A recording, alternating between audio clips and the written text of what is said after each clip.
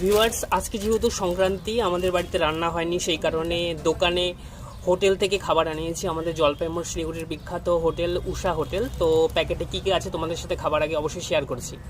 এটাতে I think আছে আলুর চিপস মনে হচ্ছে। আলুর চিপস আছে এটাতে। এটার মধ্যে স্যালাড আছে, লেবু লঙ্কা টাইপের কিছু দিয়েছে। এটাতে চিপস বা বেগুনি যাই হোক, পকোড়া টাইপের কিছু মনে হচ্ছে। এটা তো খুব নরম টাইপের মনে হচ্ছে, কিছু আছে ভেতরে, খুললে পড়েও যেতে পারে। আচ্ছা, এটাতে কারি আছে। আর এটা আমি খুললাম না, এটাও লিকুইড কিছু ঝোল বা ডাল, যেটা খুললে এখন প্যাকেট পুরো ছেঁড়াবেড়া হয়ে যাবে। আর এটা আছে ফাইনালি এই যে রাইস।